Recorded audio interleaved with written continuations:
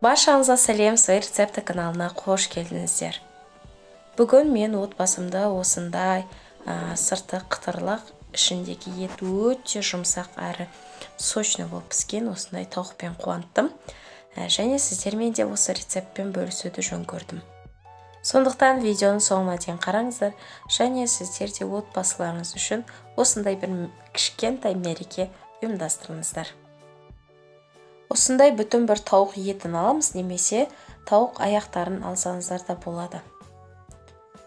Артық жерлерін кесіп тастаймыз, және тауықты ішкі жағынан кесіп тауығымызды ашып аламыз. Негізінде осылай бүтін бойынша пісіре берсеңіздер болады, бірақ мен тезірек пісу үшін осылай етіп ашып пісіргім келіп тұр.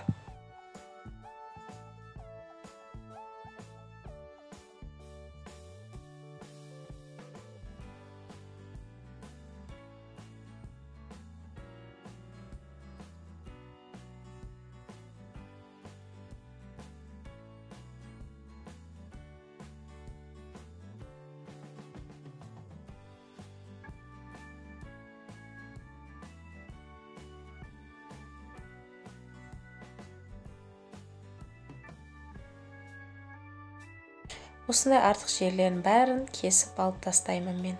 Егер сіздер қалдырғыларыңыз келсе, әрине өздеріңіз қалдыра берсеңіздер болады.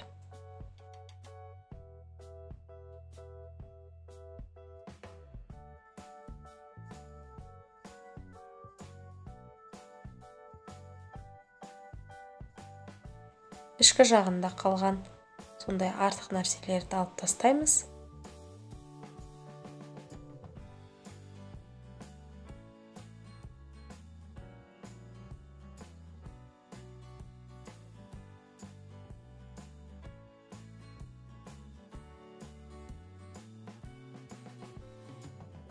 Осы жердегі төс еті өте қалың болады, және ол піскен кезде дәмдеушілер жақсы сіңбейді. Сондықтан мен осылай жоғартып, ұзын-ұзын етіп кесіп, және осындай пышақпен тесіп шығамын. Сонда тұз және дәмдеушілер жақсы сіңіп, дәмі керемет болып шығады.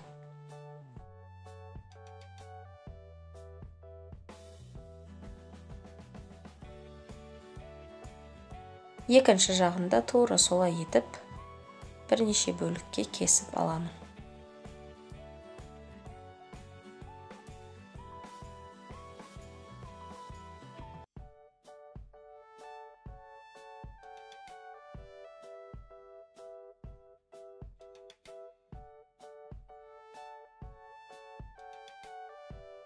Тауығымыздың барлық жерін кесіп алғаннан кейін, тағы да бір рет жуып алғанымыз дұрыс.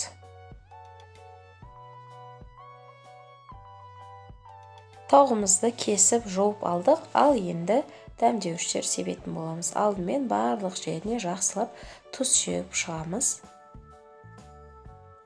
Жаңағы кескен жерлерімізді ашып отырып, тұз сеуіп шығамыз.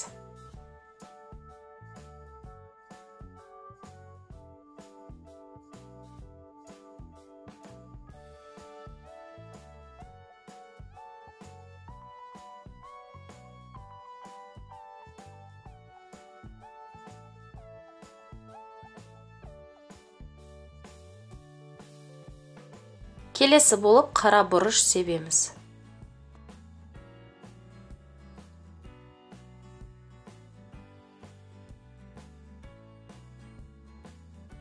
Және кішкене қызыл бұрыштан да сеуіп аламыз.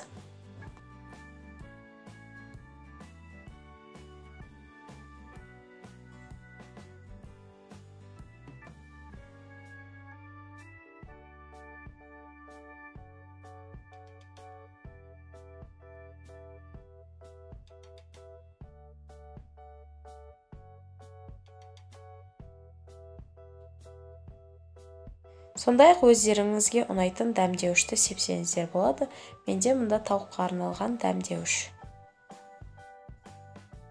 Міндетті түрде паприкада сеуіңіздер, өйткені паприка тауықтың қызарып, түсі әдемі болып пісуіне септігін тигізеді. Сондықтан паприка себілген тауық әрдайым қып-қызыл болып, әдемі болып пісіп шығады.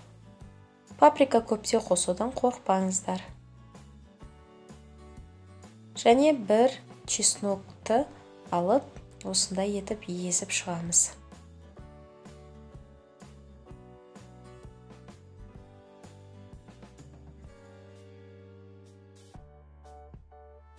Барлық қоспаларымызды қосып алғаннан кейін осылай етіп барлық дәмдеуіштерді және чеснокты осылай қолмен ысқылап, жақсылап мұжып тауықтың денесіне сіңіреміз. Жақсылап ысқыласаңыздар, тауықтың денесі тезірек сіңіріп алады және барлық жеріне дәмдеуіштер тиеді.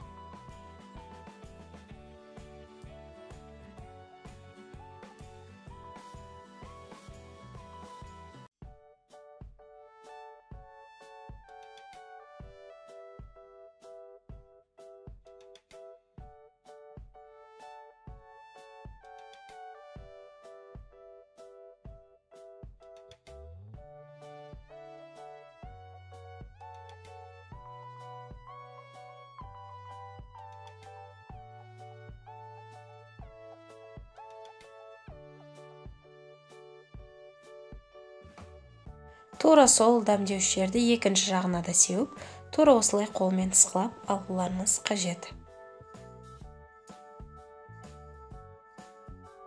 Тауығымызды 10-15 минутқа маринадталу үшін қалдырып қойсақ болады, немесе бірден пісіре берсек те болады, мен бірден пісіремін.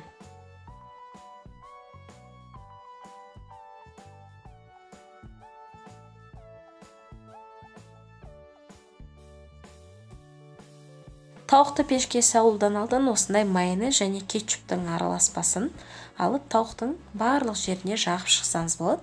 Сонда тауығыңыз қып-қызыл әдемі түсті болып піседі және өте әдемі сондай тәбет ашатын бір тауық болып шығады.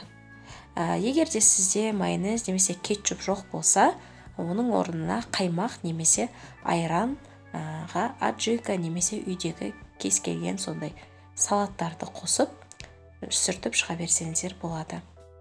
Екі жағына да жақсылап сүртіп алыңыздар, және де жаңа төс еттер кесілген жерге де әр кесілген бөлектің арасына жағып шығыңыздар. Тауықты пісірер кезде ыдысыңыз қатты бүлінгенін қаламасаңыз, онда ыдыстың астына пергамент қағазын төсеп алсаңыз, сонда қатты бүлінбейтін болады ыдысыңыз. Сондай-ақ тауықтың соқы сол пергаменттің үстінде қалады және тауыққа тағы да сіңеді. Тауықтың екі жағы да бірдей болып қызарып піскенін қаласаңыздар, онда тауықтың бір жағы қызарғаннан кейін екінші жағына аударып алсаңыздар болады. Сонда екі жағы да бірдей қып-қызыл болып піседі.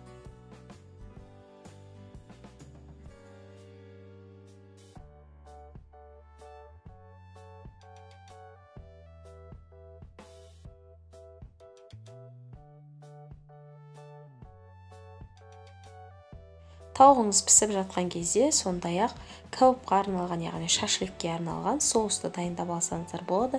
Бұл тауықпен сол соус өте керемет үйлеседі. Тауығымыз міне осындай болып пісіп шықты. Қараңыздар қандай қып-қызыл болып өте әдемі түсті болып шықты. Сыртында корочкасы өте қытырлақ, ішіндегі еті жұп-жұмсақ, нәзік болып, сондай сочный болып шығады. Пергамент қағазын астына төсегендіктен суы ағып құрғап кетпей, өзіне сіңіріліп, сондай сочный болып шығады. Астарыңыз дәмді болсын.